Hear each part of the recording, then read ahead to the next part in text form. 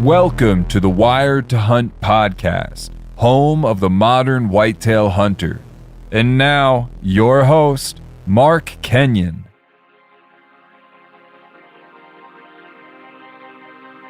Welcome to the Wired to Hunt podcast. I'm your guest host, Tony Peterson, and today's guest is whitetail killer Alex Gyllstrom.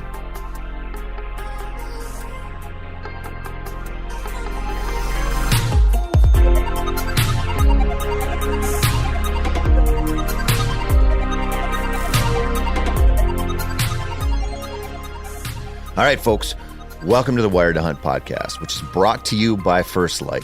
You might notice that this is not the voice of Mark Kenyon. He's off at the International Ventriloquist Convention, so I guess he's got a new hobby or something. Anyway, my guest today is Alex Gyllstrom. Alex not only works for Whitetail Properties, but he's also an accomplished outdoor writer who hails from Michigan, but now lives in Illinois. He's one of my favorite people in the hunting industry for a lot of reasons. But the main reasons are that he's just got a great attitude. He's such a good dude. He hunts his ass off, and he gets it done on both private and public land every year. I had a great time chatting with him on this episode, where we get really deep into the weeds on hunting the rut and how to avoid the common mistakes that we all eventually make at one point or another as we try to take advantage of this sweet, sweet month of November.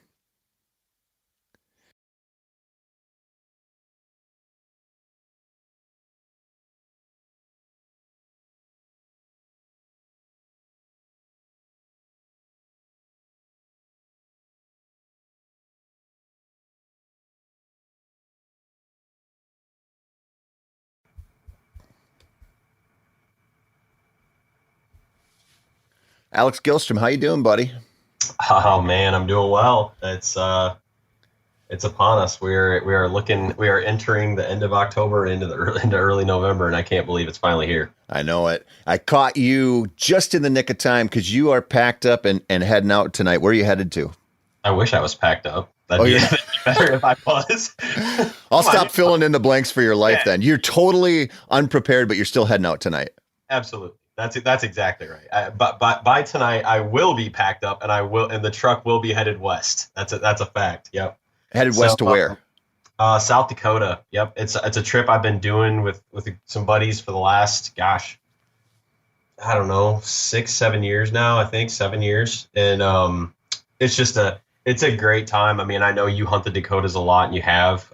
We've talked about it a lot, but it's a special place. I mean, it's so different than where we grew up. Obviously, you in Minnesota, me in Michigan. It's like a lot of timber, a lot of farm country, a lot of hills. Now where I live in Western Illinois, it's a lot of hill country. And that's probably one of the things that I love about it so much is just so different. Like the terrain, everything about it. It's just open country, river bottom sloughs, tall grasses, things like that. It's just, it's a fun time it's a very fun place, and it's a phenomenal time to be there because obviously as movement increases and the bucks are starting to get after the does a little bit. It's a really, really cool area and region to hunt.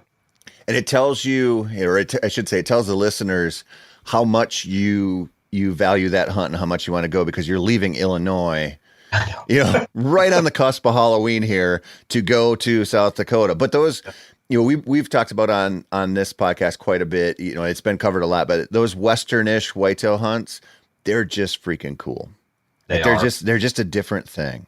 Yeah. If I was in complete control, I probably would have made this. I probably would be ending the trip right about now and coming back. But it's you only get so many deer camps and so much time with your buddies out there. So how many guys do you travel with for this? I'm actually taking my dad. It's going to be his first time he's hunted out there. So I'm really excited to take him. He retired last year, so his schedule opened up a little bit more. He can do a little bit more of that fun stuff. So I'm going to take him, and then there's going to be another 4 or 5 of us out there. So you just had to plan it around everybody's schedule. Basically, yeah. It was the schedule kind of nightmare, and it's funny because like it's a couple other guys from the West and a couple other guys from Michigan, so it's like they don't have anything to really get back to. Right? So they're like, this is their trip. So it's like, it's weird. I'm like, man, I'm leaving, the Golden Triangle right now and arguably the best time to be there. But it's not like we're going to be out there for a really long time. We'll be out there for about a week, and then come back, and it should be just rocking and rolling right here. So it'll be a lot of fun. Be a little vague about this. You don't have to be too specific, but what part of the state are you headed toward? It would be the South Central. Oh, okay. So yeah. Are you bumping up on mule deer territory where you go? Yep, there's definitely mule deers around, and I do have an any deer tag, so it'll. Oh, you do? Yeah, and you've hunted them out there too. It's weird. It's always sounds good, right? Like the sales pitch is always good, where it's like, oh, either or, you can have either tag, either species. But the kicker is, it's like very rarely are you going to run into them in the same places. You kind of have to like set out that day of like, I'm either going to hunt mule deer or I'm going to hunt whitetails, because they typically, there is some spots there where they, you can see both, but a lot of times if you're targeting like, a good representation, when I travel out of state, all I really want to do is shoot a good representation buck of that area. Yeah, that's my goal. And if you're going to do that there, either you got to get in the sloughs and the river bottoms for the whitetails, or you got to go to kind of the breaks and the bluffs and the prairie for the mule deer. So you have to pick and choose a little bit. So I don't know. We'll see. Yeah, you don't see them mixed a ton, but you do see them mixed sometimes. Sure. Yeah. I mean, I killed a buck out there in South Dakota probably 4 years ago, and the spot I killed him on, the very first day I got there, I watched 3 mule deer bucks go in there, and I stalked them. They were fighting. It was cool. I got really close, and then I got winded and started looking around, and I was like, this is just a deer area. I ended up killing a big whitetail in there, but that's kind of an anomaly. That doesn't happen that often. Yeah. The biggest areas, at least in my experiences, the areas where I do see them mixed is if there's good food. Yeah. Like if you have good ag around, that's really where you can get in and have an opportunity potentially at both. That's at least my kind of what I've seen out there. Yeah. So what's the strategy then for the whitetails in that region you're headed to for you? Run and gun, buddy. I mean, it's just it's get out there. I mean, because it's vast. I mean, it's almost intimidating, especially I kind of am over it a little bit now, but I mean, in the first couple of years where I was going out there, gosh, I mean, you're just like, how in the world am I going to cover it all? How can I, and quickly you realize, just like anything else, you don't have to cover it all. You just got to pick the best spots and read the sign. And that's it. I mean, it's just going to be get into, areas just from hunting in the past where I know there are deer, like there's going to be deer here, and then just try to read the sign and go and just kind of break it down from there. Knock on wood, the stars are aligning from weather. I mean, it's been in the 50s, low 60s. Next week, it's basically all highs in the low 40s, and then the lows. So the evenings and the mornings are going to be even in the 20s to low 30s. So, man, I mean, it could get really, really good from a weather and deer movement standpoint, just in general. But yeah, that's kind of the strategy, is just your typical pre-rut approach, where I'm expecting to see bucks cruising a lot on their feet more, trying to find the doe groups. I'm reading the sign. I'm looking for the freshest buck sign possible, and just kind of adapting to what I'm seeing from that standpoint. Are you saddled up? Are you using a lightweight hang on? What are you doing there? Both. So I'll take a couple lightweight stands, and I'll take a saddle with me too. So you'll be doing a lot of observation, move, and just to get on, because what you mentioned there is a really good point about the scope of the land out there. Yeah. It's easy to sort of just get locked up and go, okay, well, I can see so much, I'm just going to keep watching and never make that move. But when you get into whitetails in the western kind of regions like that, you realize it feels like they live big. And you do see them cruising, but there's little concentrations of them, and there's little pockets. And so you can look right over them sometimes, thinking you're going to just be picking deer up everywhere. And you really got to break it down. And it's kind of like fishing a huge reservoir, a huge lake. You're like, oh my God, I have so much water to work with. Well, like, okay, let's start narrowing this stuff down. You really see that with western whitetails. For sure. And it's, I know you and I talk, you I believe the same thing too. It's like, if you've got a 5-day hunt, I would rather scout 2 or even 3 of those and then hunt, actually like set up and hunt the last couple or whatever. And I, in my opinion, that strategy of scout more, hunt less really really pays off here, to exactly your point, where it's kind of like I gotta check myself a little bit, because I love mornings this time. Like the next 10 to 14 days that we're encountering, like that we're coming into from a hunting season standpoint, I love mornings. Like, they're so good. They're active. Bucks are really hitting sign. They're really cruising. But almost out there in those wide open spaces, like you said, one tactic that's kind of really benefited me is maybe sacrificing a morning or a couple mornings and just glassing, just getting up on a point, overlooking a bottom, coming off of ag fields or something like that, and just kind of posting up and just glassing and seeing what's there. Getting eyes on them is one of the big things. Like, here in the Midwest, you don't get to do that a lot because of the cover, right? So you have to read the sign and hopefully, use trail cameras or whatever, just to try to make sense of, like, is there a good deer in the area? Well, out there you can get eyes on, you can actually see what the good deer is. So finding groups and finding the herds and where they're feeding, just kind of getting the main boxes checked of, like, primary food sources currently being used, bedding areas currently being used, and trying to get eyes on something. It's been well worth my time to maybe sacrifice a couple mornings or even an evening or two early in the hunt to really try to get eyes on something that's a good target. Yeah, that's a big mistake a lot of people make, is they think, whether you're traveling or you're hunting at home, just like, well, it's the rut. I'm going to go in, I'm going to set this pinch point. I'm going to go in this field corner or whatever, and I'm going to ride out the time, and the rut's going to send a deer my way. And you realize, there's a volume hunting strategy in the right situation, especially when they're really running hard. But a lot of times it involves, get eyes on them, find those fresh concentrations of sign, and then start working your rut pattern. And, I think another mistake we make along those lines is we think, like you said, you're going back, you've been out to this place a whole bunch. A lot of people would be like, oh, he must have this figured out and he's going to walk right in and know where he's going to go. But this stuff changes every single year. Every single year. And one of the things we really get wrong a lot is we think, okay, well, I got this property. This is going to happen this way again. And yeah, sometimes it does. If you have a banging property, you can count on some consistency, but a lot of people can't. And that kind of messes with them a little bit. Especially, as you well know, out there in that open country, it's nothing for a deer to cover miles. What we envision in the Midwest as a couple hundred yards is 2 or 3 miles for them. Out there, they'll like to your point, the changing. If food sources are different, if a crop rotation's out or something flooded out or didn't get, or something got harvested early or hasn't been harvested yet, you just don't know. It can so much can change their patterns. And I think that's another, your point is exactly right, is just banking on something being consistently the same isn't, that you're setting yourself up for disappointment there, I think, at that point. And it is so vast, and I love learning new stuff too. So, every time I go out there, I always make it a point to try to scout a new area or find something, because you never know when you're going to stumble on the next gem, right? And you don't want to limit yourself when it isn't. What are you going to do? Just go to your typical tried and true spot, and then the year you go, say this year, go out there and it's just a dud and there's nothing on. I'm gonna throw my hands up and just say, well, hopefully one cruises by. Well, I'm not, you can't, it's too much.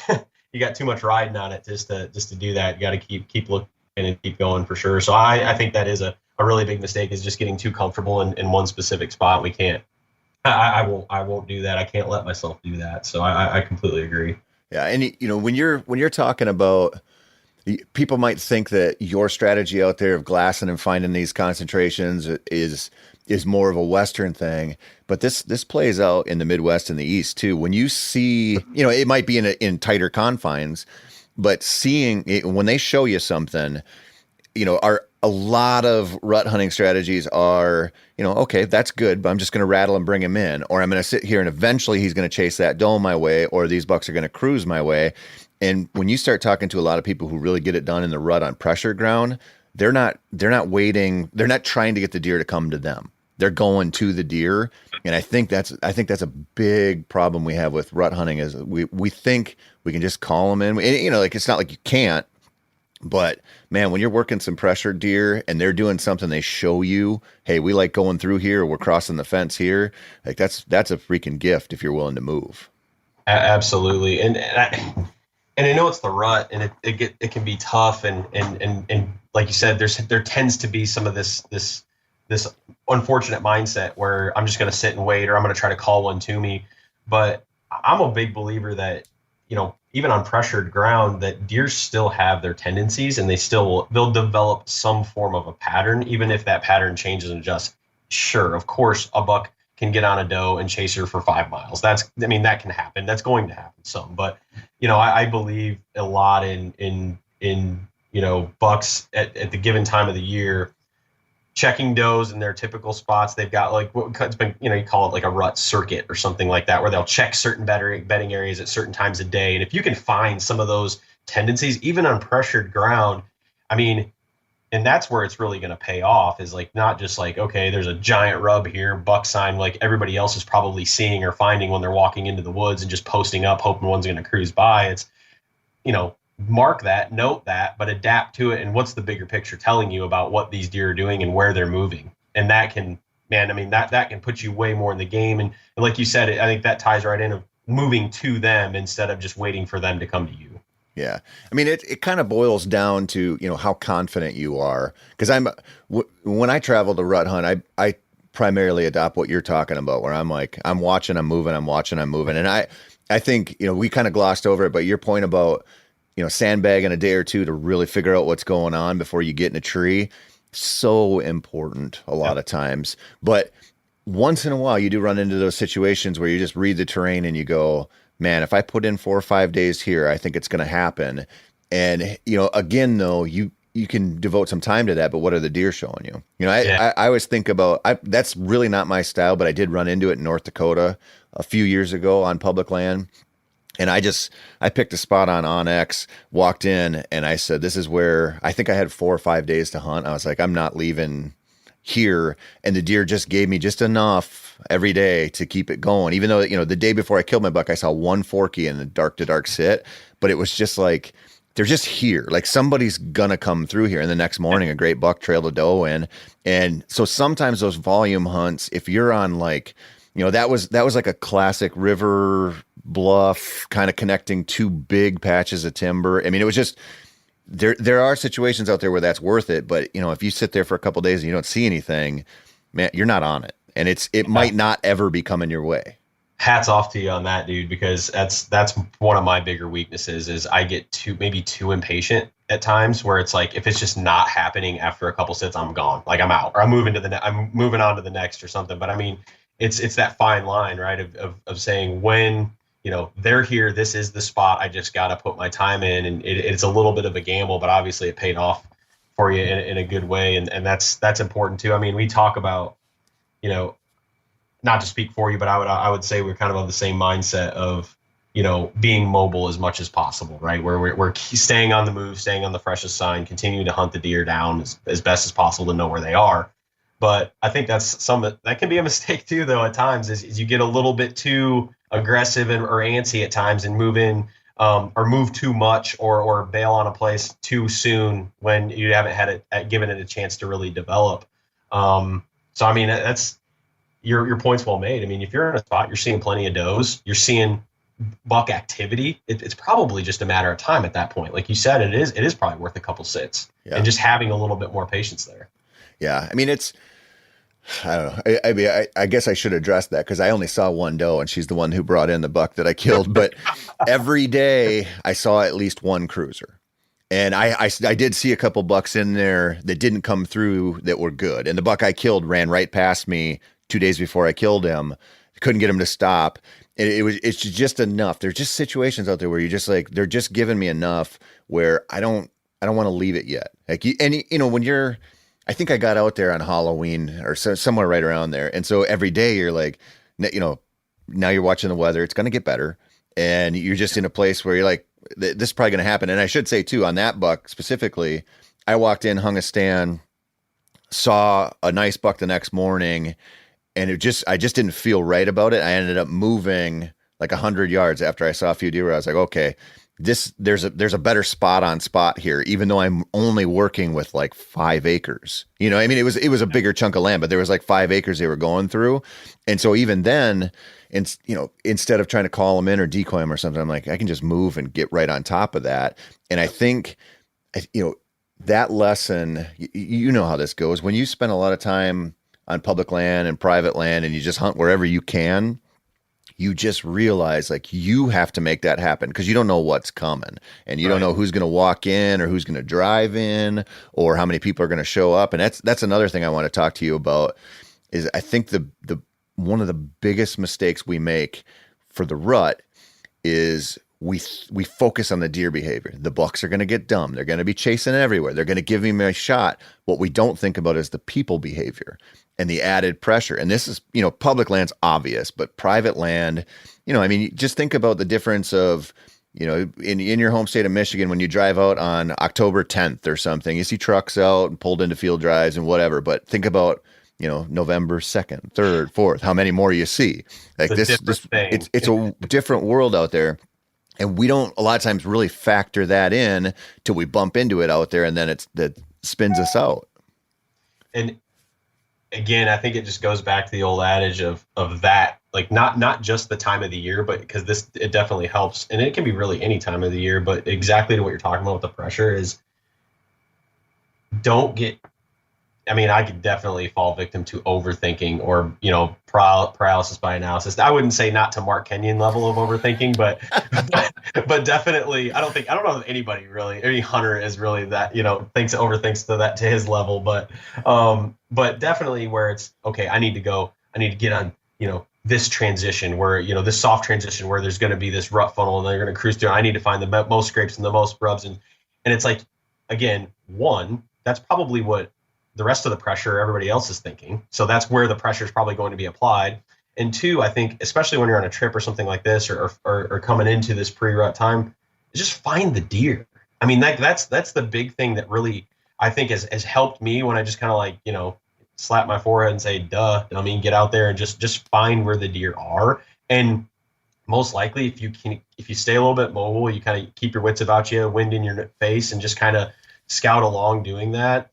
I mean, the deer are going to adapt to the pressure too. So if you find where they are, likely no one else is there, or at least not there right now. And you can start putting a game plan together on where the deer are right now, just not on, I always kind of talk about this, like whenever I write anything or say anything, it's always like, hunt where the deer are, not where you want them to be or where they should be, right? Hunt where they actually are. And I think that's been the biggest thing that's helped me, especially on pressured ground, is adapting to that pressure, is looking at, whether it be on Onyx or looking at whether it's glassing scouting or looking at a digital map, is, okay, this is where deer should be. And I probably should ground truth that and see what's going on there. But if all of a sudden I'm starting to see more vehicles here, I can bet that most of the time that's where these hunters that are getting after it are going to go. They're going to go to these spots where they're seeing the sign, which obviously, yeah, I mean, that's not saying that's a bad approach. Just temper it with that pressure that you're talking about and adapt to where you're actually seeing the deer right now. I mean, that because they're adapting to the pressure, you have to adapt to the pressure. And especially during the time period of this pre-rut where the bucks are seeking the does, I mean, I think that's a big thing too, is a lot of times, guys that are targeting bucks focus too much on the buck sign itself and get wrapped up in the sign, where it's being laid down, how fresh is it, all this, instead of like, okay, if I just can hang with this doe group, or if I'm watching this doe group and if they're starting to act, right, or starting to see some young bucks come in or other bucks, I mean, that to me, that's one of the most, I know it's super simplified and seems like duh, just follow does during the rut, but I think it's something that we overanalyze and often miss. Well, yeah, and the way that you're talking here, I mean, I've started to lean into this so hard, and I think it is just like when you show up at random public land somewhere, your first job is to find a concentration of deer and to avoid people. Like you have two things you got to do, right? And what it's kind of made me realize is I've brought that to these private land chunks that I have permission to hunt, and I realized, like, right when you started that, you said, you have to find the concentration of deer, and what it really makes me think about is if we go into a spot we're used to hunting and we have permission on or our lease, we're taking it for granted that the deer are there, and we're going, okay, well, the deer live here. We're not thinking like, where specifically are the deer right now? Like, where are they right now? We're thinking the deer live here, so they're here and I'm good. And when you go travel and you show up at a new place, especially a public land place, you go, I don't have that luxury. I have to find a concentration right now. And really, it kind of makes me, I feel uneasy about, I've created so much whitetail content in my life. And there's pressure from the top down to be like, how to kill big bucks, how to kill big bucks, how to kill big bucks. Yeah. And as like the phase I'm in right now, I'm like, most of my big bucks came from finding concentrations of deer first. It wasn't like I walk into the woods and I'm like, there's a big buck track, there's a big buck rub, I know this dude lives here and I'm going to hunt that buck specifically. It's like, where are the deer now? And then you start getting in there and working them, and then they give you something that leads you to a big one. And it usually don't go in with this mindset of like, I'm only thinking about big bucks. That's all that matters. And I'm going to get there. And when you talk about the rut, like you're talking about right now with these doe bedding groups and stuff, like, do you really know where the does are bedding? Like, do you really know where these doe concentrations are? I'm not talking about them walking out into the bean field that you know they're going to do eventually. Yeah. Where do the does live? Where do they travel? How do the bucks work them with certain kinds of winds? That stuff, those are the things that you really want to answer if you want to have a really badass rut. Absolutely. I mean, and I know like buck bedding is like super hot right now. It's like a hot topic. Everybody's talking about it, wanting to like, oh, I want to hunt buck beds. I want to find buck beds. I want to get on them and do all that. Like, don't get me wrong. There's a lot of value to that. Like, yeah, yes, it's a good idea to know where bucks bed. that would help you. But like, to me, I mean, I see that as being, not that you can't be successful with that approach or strategy right now, but that's early season before, that's when bucks are still being bucks. I mean, they're still doing their own thing. They're kind of isolated. They're off, especially when we're talking about a little bit older bucks too. They're kind of doing their own thing off and doing that. But you're exactly, I mean, it seems like every time it's like this time of the year when you're coming into this pre-rut phase, what the next 14 days look like for us, I feel like when you're on doe groups and you're on just your herds of deer and you're seeing multiple deer in a night, and they start filtering out or coming through or moving through, or you see them standing up or moving around, and it's like you're seeing more and more and more. Like, those are the times, the evenings or the mornings, where I see bigger bucks. Like, you're like, this is where the deer are, and this is, because the bucks are shifting too. They're not using those same like deep dark holes of bedding all the time right now. They're on the move. They're bedding on the go or laying down for a little while and getting up and then cruising through again. And I totally agree, man. I mean, it's finding those groups of deer right now where they are, because that's where the bucks are going to be. Yeah.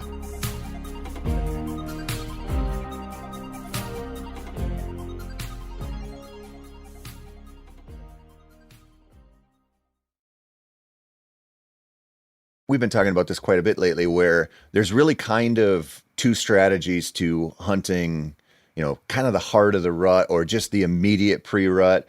And it's either get on that funnel, get on that pinch point, or get somewhere on the downwind side of a doe bedding area. And I ran across something, I was working on an article for Meat Eater that isn't out yet about just, how to adapt to hot weather during the rut, essentially. Because we hit it often, at least every couple of years, you get unseasonably warm temps. And I found some deer research that kind of highlighted, it was from down south, so it might not be applicable everywhere, but I kind of think it might be, where, the rut doesn't stop. We know that. And we think, okay, well, they're going to run at night, or they're going to be chasing more. Yeah, probably. To some extent, it's probably going to tilt toward the nocturnal movement. But those bucks are still going to be looking. Those does are going to find those microclimates of cooler spots, and they're going to bed there. And what it kind of highlighted to me was, if you're dealing with a hot rut, those does move less. They radio collared them in this study, so they're going to stay bedded longer. Those bucks are still going to look for them. And so if you're, it was kind of a light bulb moment for me, where I always find myself between those two. Like, am I going to go try to post up somewhere on the end of this ridge where I know doe's bed, or am I going to go get on this badass terrain feature? And if it gets warmer, it's like, okay, well, we know those does bed longer. Those bucks are going to look for them. And when you hear something like that, or you read that where science is like fleshed that out a little bit for you, then you start thinking, and you're like, man, when was, okay, I killed that buck when it was 75 degrees during the rut. What was he doing? Like, he was doing exactly what they're talking about. And so you have these options if you know how to handle them when the rut weather throws you a curve, or the pressure throws you a curve. All that stuff's important. For sure. Absolutely. Yeah. I mean, last year was a perfect example. We were kind of plagued with it last year. This year, knock on wood, it's looking a little better, but it was 70 degrees, high 60s into the 70s. We were plagued by constant south winds all last November. It was nuts. But and you have to do, but even there, again, whether you've got great weather, terrible weather, whatever, if you find the does, if you find where the deer are, you will you're going to see where the deer, I mean, a buck isn't going to cruise by a doe bedding area where there's clearly does in it and say, oh, I'm not going to go in there and chase her around because it's daylight. I'm going to wait till, I'm going to wait till dark to do that. No, he's not going to say that. He's going to get in there and, do his thing. But yeah, so I completely agree. And it's just, it does get your wheels turning a little bit when you say, man, at the end of the day, they're deer. They're still going to be deer and they're going to do deer stuff. And when you can find them, that's where you're going to be.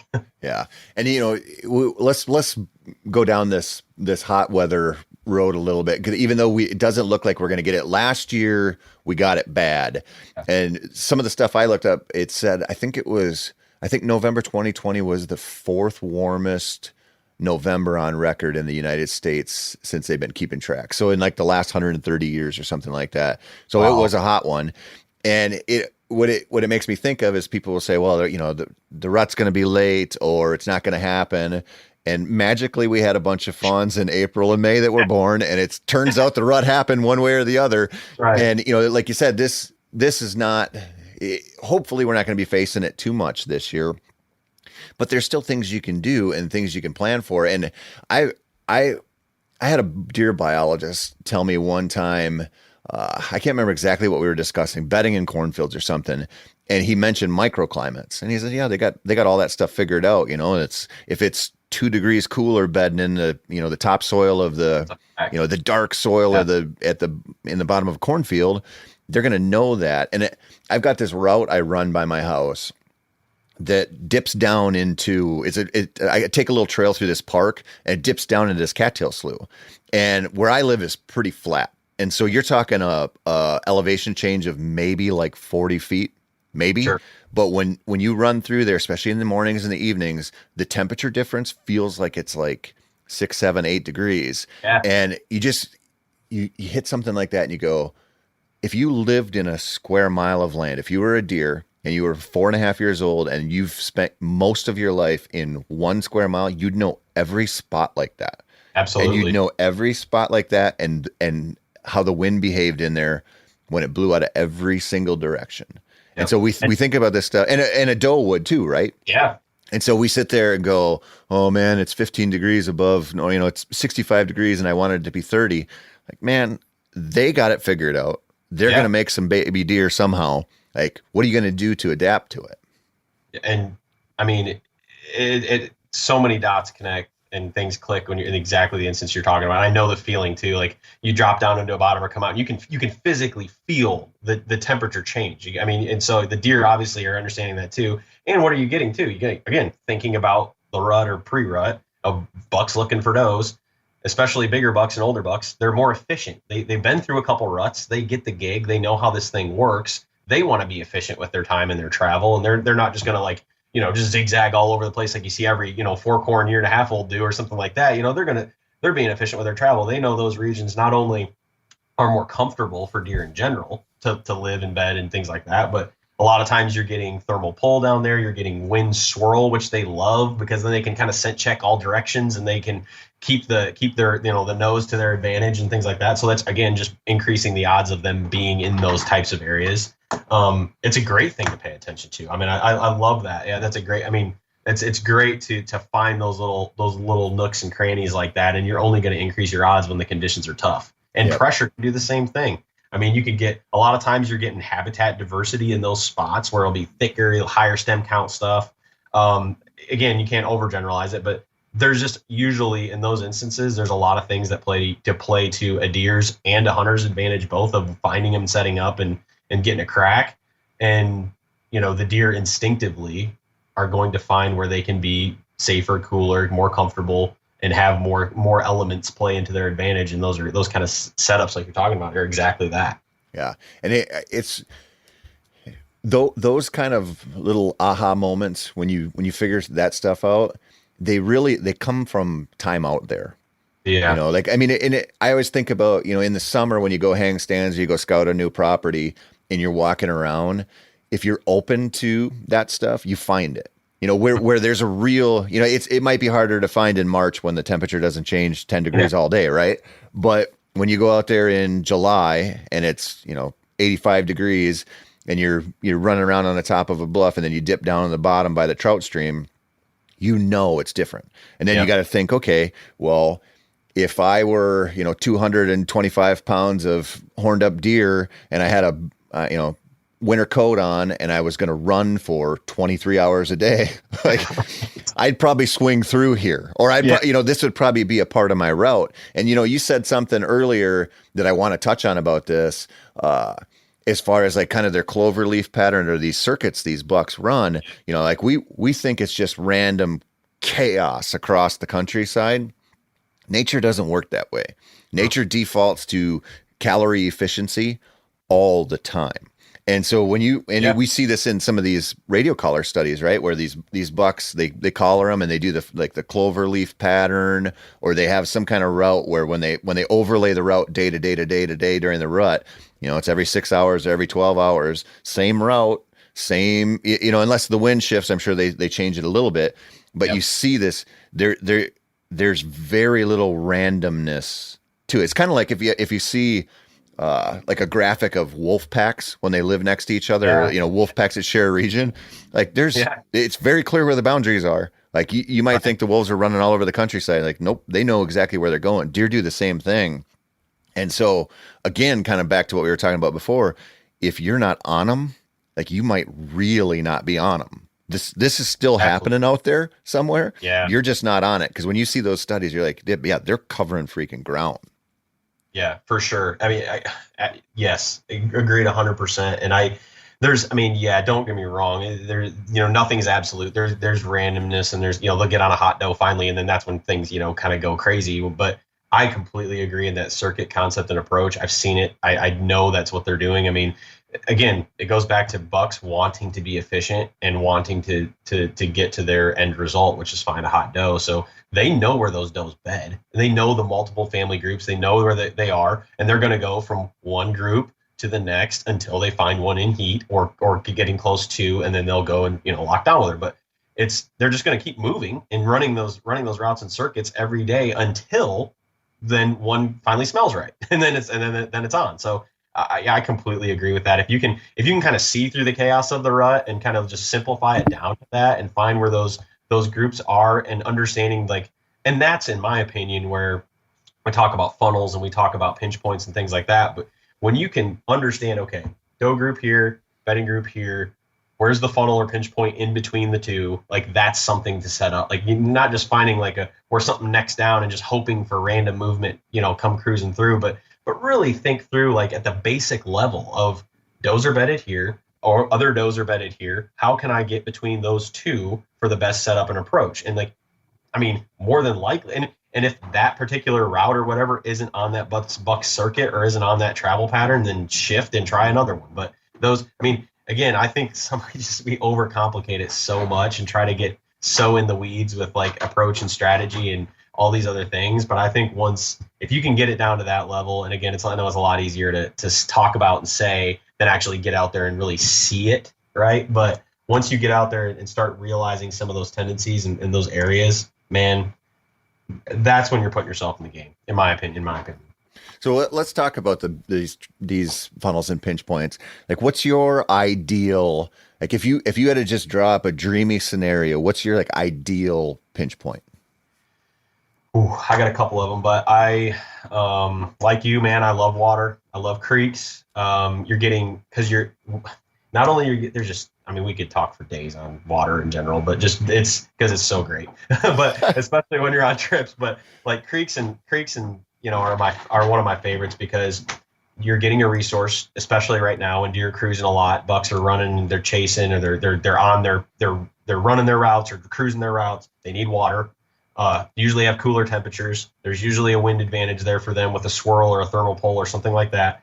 And there's almost always a terrain feature that inspires some type of movement where it's going to manipulate either movement in some way because of the way it's cut out. And deer, will take the path of least resistance and they'll just walk around something or crossing where it's narrow or wherever. So narrow creek crossings, two habitats come together, say it's like a CRP edge or like an old field grown up edge, whatever, a timber finger and a creek that runs with that, where you've got a bunch of that stuff kind of coming together in one spot. I love stuff like that, where you have structure, transitions, edge, kind of all coming together in one place. I really love that.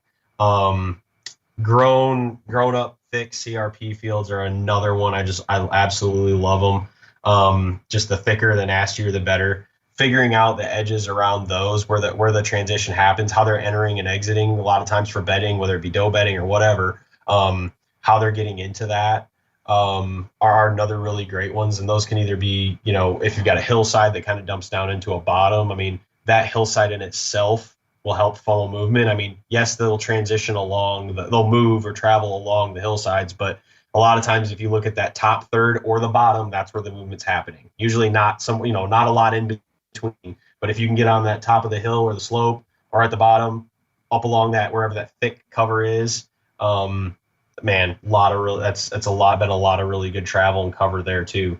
Yeah, I mean, just those are probably two of my favorites, I'd say, along those thick brushy creek bottoms, either at a crossing or where it kind of winds in and creates a pinch or a tight travel corridor where they kind of just have to go through there in a winding creek, or up on a habitat or a terrain transition with a CRP field or some kind of thick cover wherever you're having a change in habitat is just in itself is a really, really great funneling. There's a funnel factor that happens there. So a lot of the stuff you're talking about, I mean, the creek bottom thing is just money. Like that's my favorite too. But, and obviously if you can get around a CRP field and you got some edge habitat, you're doing all right too. But let me throw a curve your way. So let's say somebody was like, Alex, you're heading up to the UP in Michigan, and you're going to be hunting relatively flat ground, miles of unbroken timber. So you don't, because a lot of the examples or a lot of things you just talked about, you've got some elevation, you got some up and down to work with. That makes, to me, finding pinch points and funnels a lot easier. I agree. Does, and work in the wind. But what if you got a big woods flat situation? What are you doing there? Then it's, for me in that situation, it's going to be as much habitat as possible. So it's the habitat change. So a lot of times you'll find clusters of, whether it be multiple rows, just something thicker that breaks up just the sea of big timber. At higher stem count, it doesn't even necessarily have to be a different species of habitat. It can just be, if you're there's giant maples and oaks and everything like that, or in this big wood setting, or even pines, just finding younger stuff, like just higher stem count, younger stuff grouped together. You're just likely going to find higher concentrations of deer. Like soft edges within the big timber setting, I think are great. I love that stuff. It just attracts deer, not only to hang out in bed, but also it gives them more food variety. They've got just different stuff to browse on and eat, just natural vegetation, things like that. That would be a big one first and foremost. And just, I guess, understanding what kind of food that big wood setting offers that deer are liking, or that you're seeing deer sign in and around, and just trying to focus on whatever the largest concentration of that type of food for them is. If it's a certain browse, if it's just like I said, natural vegetation that they're eating, focus in on that food, and then try to see, okay, I've hunted big woods a little bit. I don't hunt it probably as much as you, or I wouldn't say I hunted a lot, but even just the slightest little variance in terrain, even if it is mostly flat, if you find this little depression, or like there's this little knob, and coming off that backside of that knob, if there's, if it's somewhat a little protected, or there is even a habitat transition or change there, you're gonna almost always find a trail, find some signs, find something there. So I'm looking for that, even the slightest mix in habitat or cover, and try to focus in on what they're eating, kind of food just naturally in the big wood setting. Yeah, the soft edges, a little bit of terrain. I ran into something. I don't know. A couple weeks ago, I was out with the dogs. I was hunting woodcock in northern Wisconsin, and I was on this huge chunk of county land. And I'd been in there the weekend before, mostly hunting grouse, and I saw this area that I kind of forgot about, but it was clear cut, and it was it's pretty young, maybe a 2 or 3 year old clear cut, so a little bit younger than I usually like to hunt. But driving by it, hunting some other stuff, I was like, I'm gonna one of these times this fall, I'm going to run in there with the dogs and just see. The next weekend, I had my chance. I had a little bit of time in the middle of the day, so I took the dogs in there. It was full of woodcock, and I'm hunting along, and I looked over, and I saw a shed antler hanging in a tree. And the first hanger I've ever found in my life. And it was a decent deer. For up there, it was pretty nice. But I'm like, man, this is cool. You don't find October sheds all that often. No. And I started looking around, and I was like, man, like I'm just on this little kind of knob in here. And if you looked at it from the road, you're like, it's just a flat, a couple 100 acres that they cut. But when you get in there, you're like, there's like such subtle terrain to it. And you start looking around. I'm like, I could see why he wintered in here. But then I hunted sort of out toward the edge where the swamp met this kind of high woods, older growth stuff, and where that clear cut hit. And you're like, okay, now I have a nice edge. And then I've got a swamp that's kind of funneling them around. I started looking, and I'm like, it's pounded in here, even in a low density area. And I was like, this is a place where if you post it up with the right wind, does probably bed in there. The bucks are real comfortable in that clear cut.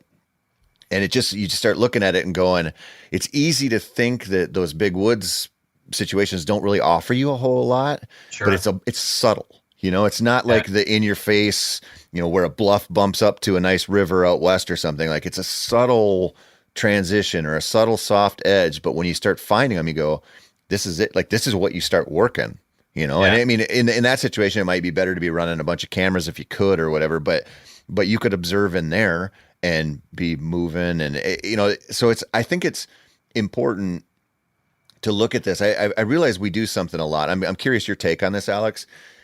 I'm trying to focus on the things that are positive out there. Like, what do you have working in your favor? Because like with the hot rut or windy weather, or, extra people out there, we tend to just kind of glom onto the negative and go, well, this is working against me, right? I sat all day yesterday, I didn't see anything. I had 3 idiots walk through with cocked crossbows over their shoulder. Like, we always focus on the negatives instead of going, all right, what are they giving me right now? And like you mentioned, the forecast is shaping up real nice. What do they give you as far as, what you can observe? What are they giving you for sign? What are you giving yourself a chance to really figure out instead of just being like, kind of focus on the negative and being like, well, I'm just going to sit here and hope that I can rattle one in. I think the mindset part of that is huge. So big. Yeah. Mindset is huge. And I'm fortunate. So for whatever reason, I was born a serial optimist. So I am probably pretty much positive about everything, which is it's great. But I didn't realize how much of an advantage that would play into hunting until like, a few years back, where it's just like, cause that's just the way I was. Like, I just always looked at the glass half full. I'm not, all right, I know I can't control like these yahoos that are coming in here and like, mucking this whole place up and just causing issues with all this hunting pressure. And man, the deer just aren't moving right now. Like, what am I going to, the weather's coming to, I just naturally don't think like that. So that's really, really, it's been a really positive thing for me for deer hunting because, man, I've really it's caused me to filter through all that stuff and just find what is happening. Okay, well, it's not happening right here, man. This has been really tough. I need to move on and find the next spot. I need to keep moving until I find it. Or I'm finding it here. Yeah, it's hot. They're just not moving here, man. They should be cruising up and down this ridge, no problem at all. Like they should be just a magnet for this place. But they're not here. All right, I need to move down a little bit and find where they are. Maybe it's hot and it's like we're talking about. They're sitting in that lower where that climate change or that climate hub where it's just a lower spot down where it's a little cooler and it's going to pull. So I've always thought just with kind of like that really just optimistic outlook. And it is a huge advantage. I mean, I would, urge everybody just to try to be as positive as possible because at the end of the day, man, like you say it all the time, we're hunting. We're not curing cancer out there. Right. It's like, we're meant to enjoy it and we need to be positive and find the things that are just really, that are working in the favor for the deer movement, there's always, and I truly believe if you look hard enough, or if you just keep the right mindset, like you're saying, you can always find something. There's always something because it's not like the deer just vanished off this, whatever that track is or that piece. If there's a sign there, then yeah, they may have shifted or there may not be as many as there were or whatever. But if you look close or if you think of the right mindset, you're going to find something. Yeah. You're gonna find something that's gonna tell you a positive thing that you can cling on to as a clue and keep moving. Yeah.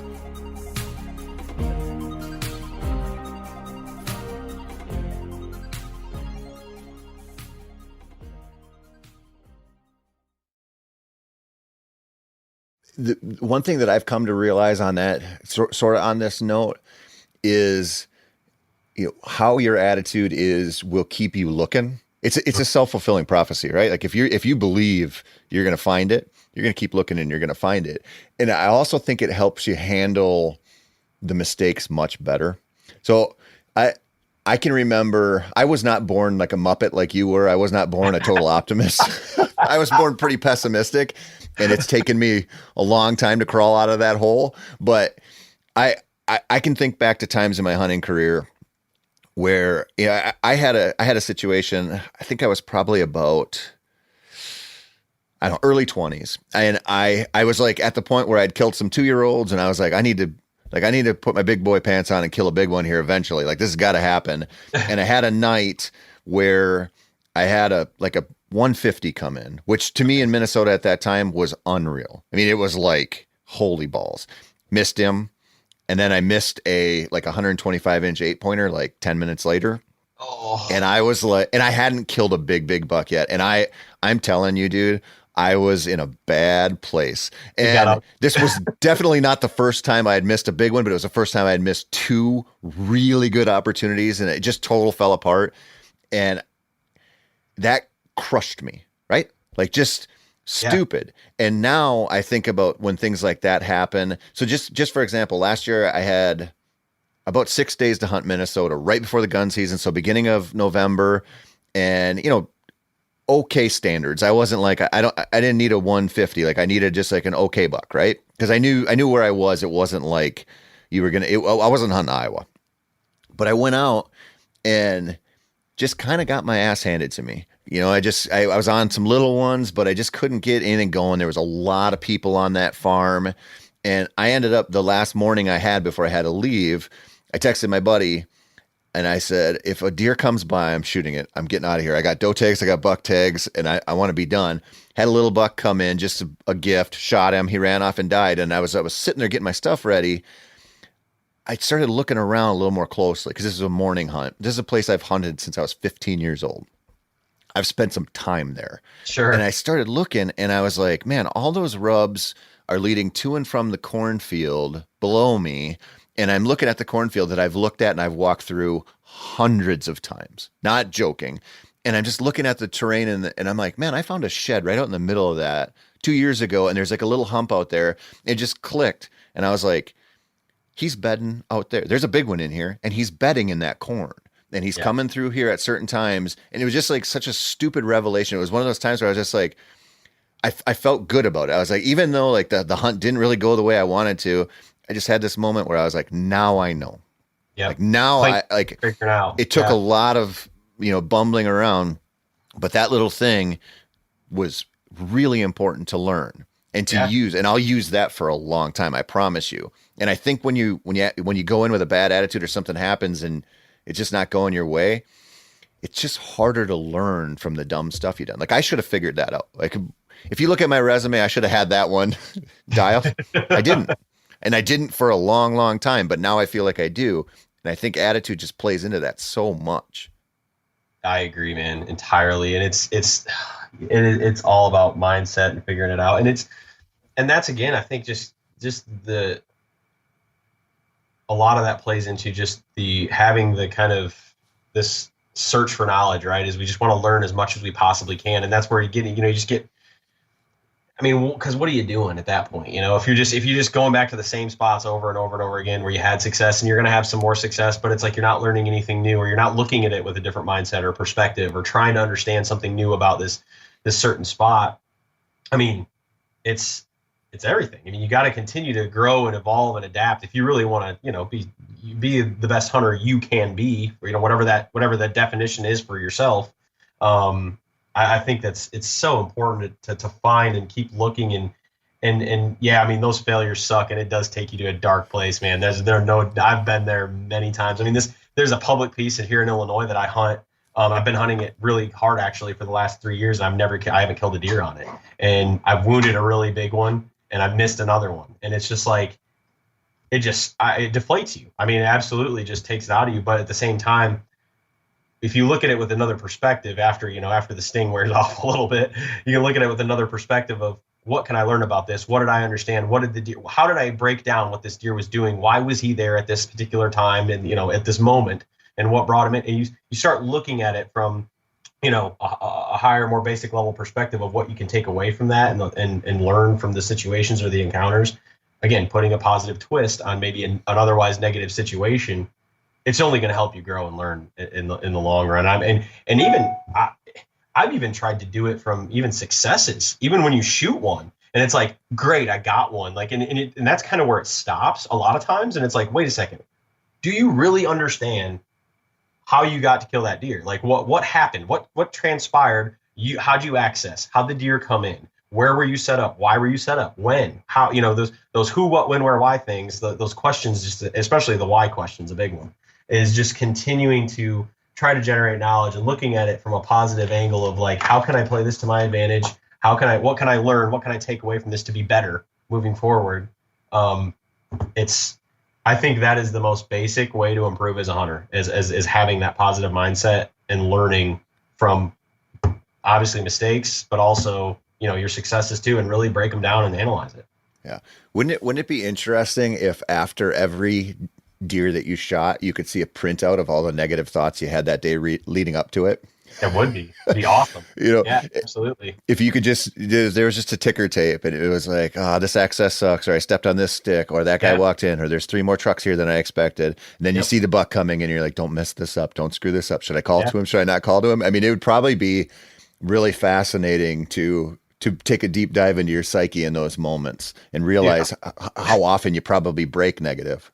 I don't know about you, but those are kill days. Like when everything is going wrong and I've done every single thing wrong in the books, I'm like, I'm going to see a big one today. Like that's going to happen. I'll probably kill him because everything else has been a nightmare. It's like the days where it's like, man, I got there like way early. I snuck in, didn't make a peep. I got set up, hung my stand, or I got set up without even, scratching any bark or anything like that. It's just, and it got settled and everything is perfectly quiet. And then I start sitting there, I'm like, yep.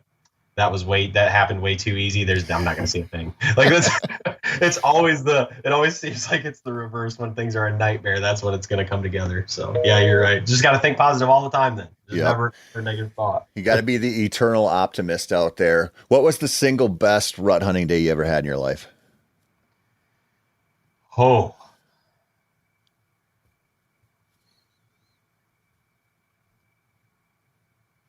wow. Gosh, that's tough, dude. There's been a couple really good ones. I've been blessed. There's 2. One was about, probably 15 years ago. And that's when I was still living in Michigan. And so it was Halloween morning and, I watched 6 bucks and about 145-inch 9-point, maybe even pushing 150. And again, this is Michigan, so it's a big one. And it's a big one anywhere, but it was a really big one for there. And I actually watched him lock down and breed a doe for 6 hours. He bred her like 3 times. I got to watch him out in this field. And of course, she got up. I wasn't going there planning on sitting all day. Actually, I had some stuff going on that afternoon, so I was going to hunt till about midday on Halloween morning, and then bail.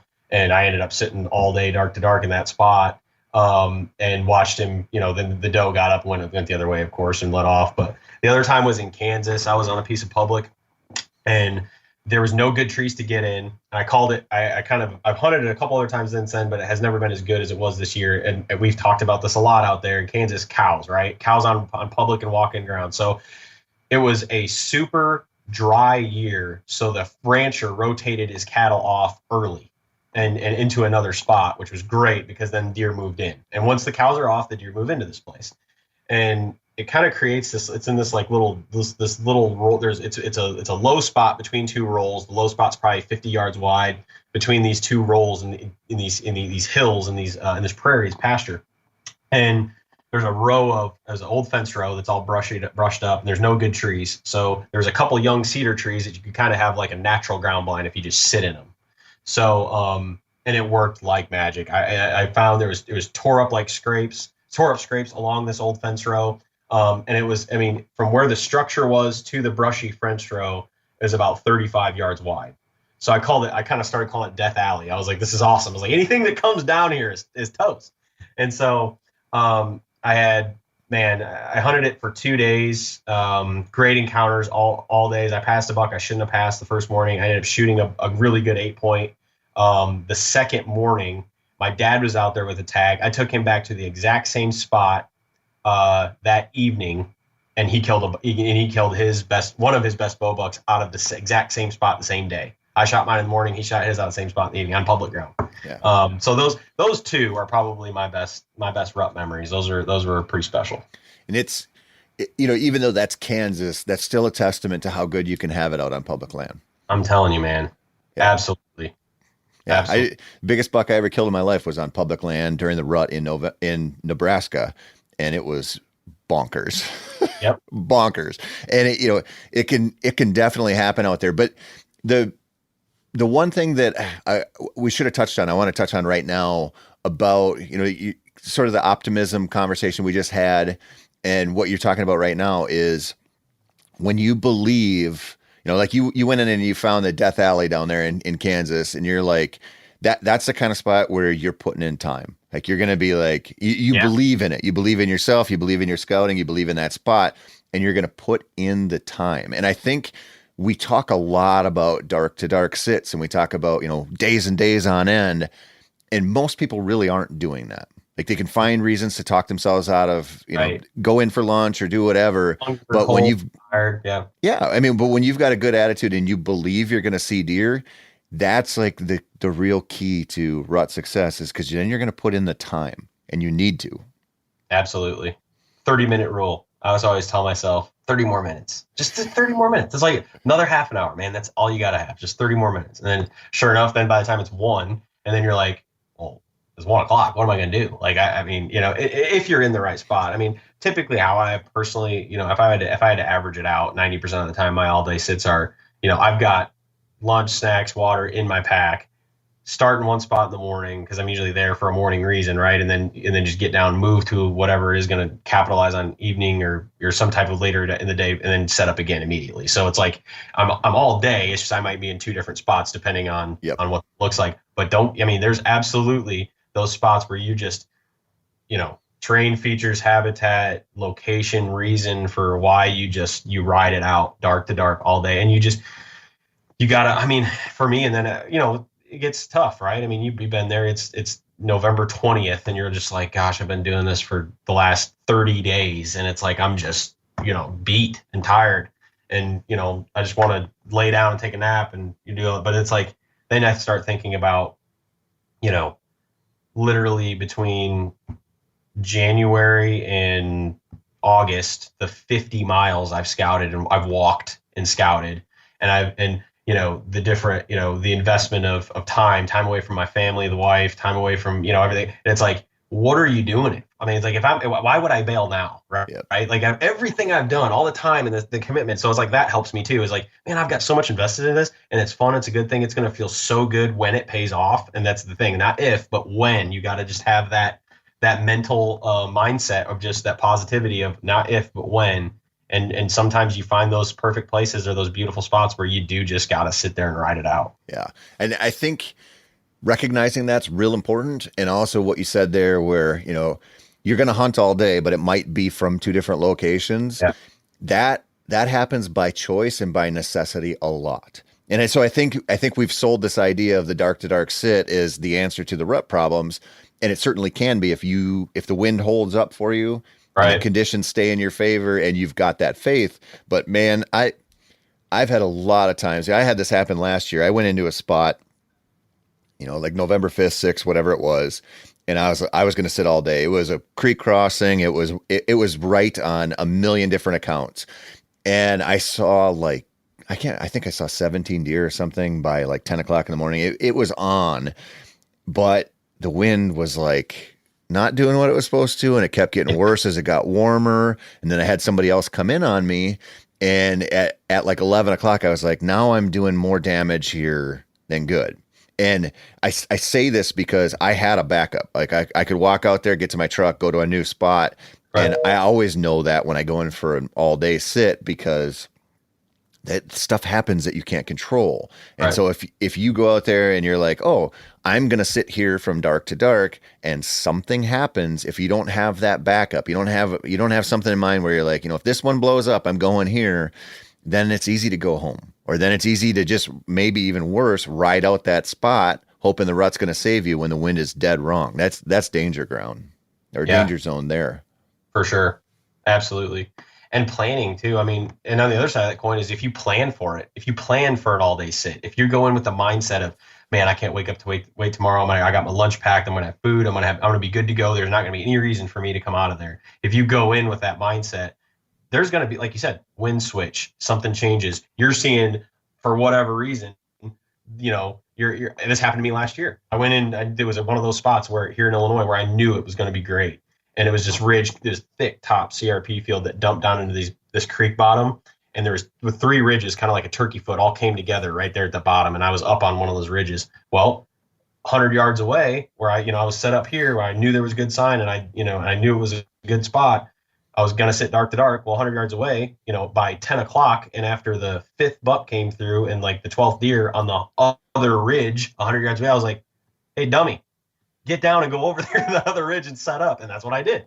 And I had another couple bucks, good. No shooters came by, but another couple good ones.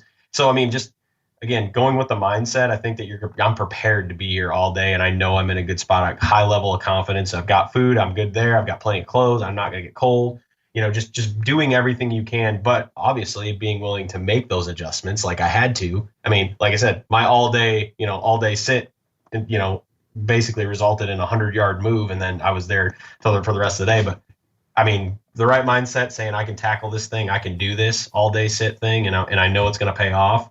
But just don't be blind to those other things too. That if you need to adapt and do something different, then do something different. What's your go-to snack for all day sits? Oh man, I go back and forth. So I grew up.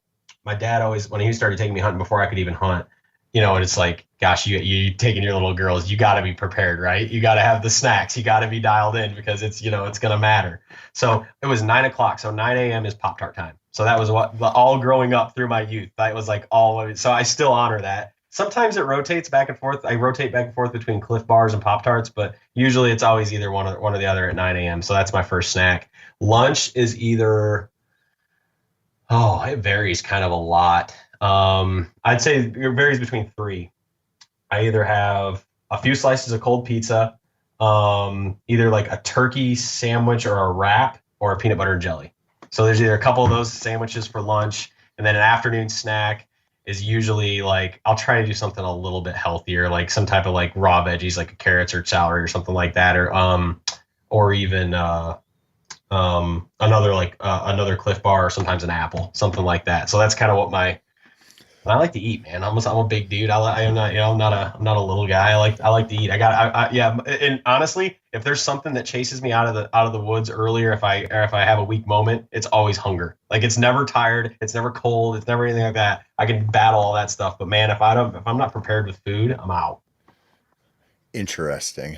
You are much more responsible with your food choice than I am. When you mentioned bringing 9-year-olds up. I want to hear your list. What's that? I want to hear your list. What do you my list is embarrassing. I almost always bring 2 Yetis full of coffee now. I drink coffee all day long. I hate it. I'm just an addict, man. I gotta have something. And so coffee is muy importante. Gotta have it. Yeah. And if you were to look in my backpack on like November 7th, you would be like, okay, well, Tony just obviously gave his 9-year-olds like $100 and said, go candy shopping. Cause it's just freaking.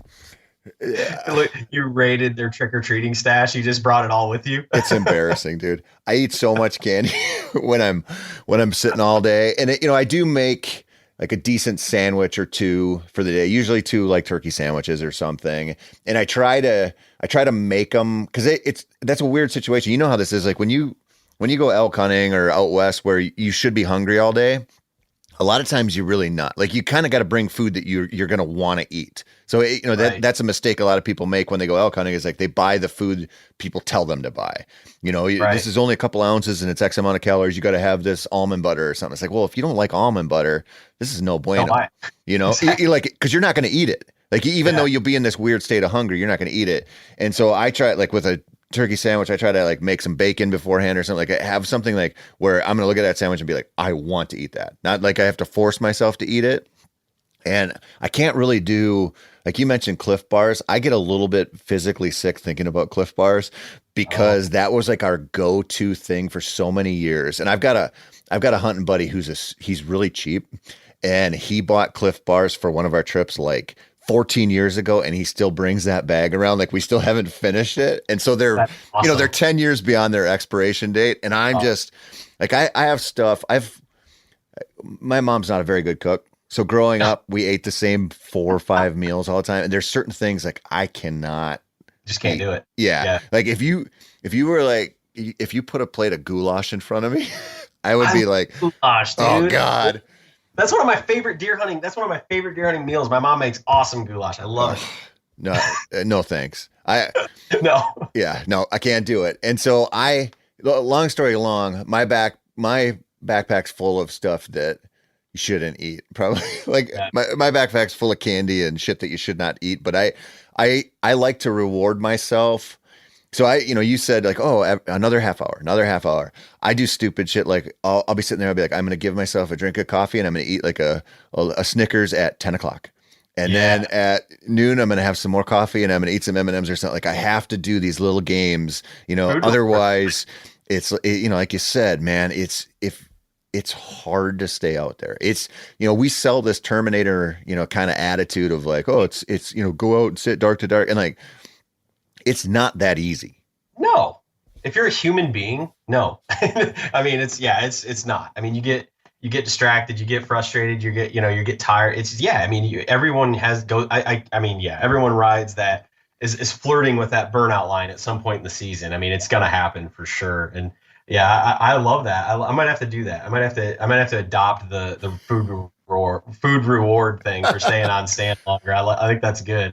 I mean, that's where it's like, I agree with you totally. And that's what's fun about the season. It's like you're traveling, like, we got Casey's here in the Midwest, and it's like, I mean, that's pretty much my diet, which is not great, but it's Casey's pizza, the little chicken tender, like cups that they've got, or like these, the pork tenderloin that's like, it's got this little like, half circle size bun, and then the pork tenderloin that's the size of your head. You're eating those.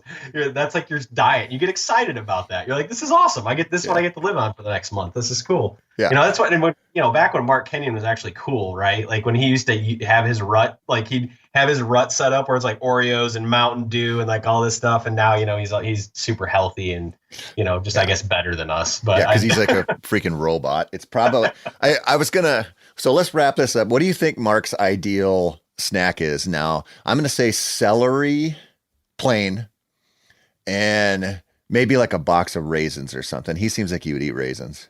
I think it's a Ziploc bag of a couple handfuls of unsalted, unroasted raw almonds. Oh, yeah. He seems like that would be a good choice for him. Yeah, because of the protein, right? And it's got the good fats, and he'd be dialed with that. So his brain development, so he knows exactly when to blind call.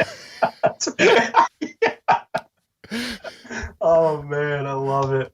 All right, buddy. I know you got to get packed up here. We got a lot of stuff to do. I really appreciate you coming on, man. Good luck in South Dakota. Good luck when you get home and you kill a big one on Illinois. Good luck for the rest of the rut, buddy. Thank you, man. I really appreciate it. It's fun talking to you as always. And good luck to you, man. I know you got a lot of hunts coming up too, and you're going to be hitting it hard. So best of luck to you. Shoot straight. Awesome. Thanks, buddy.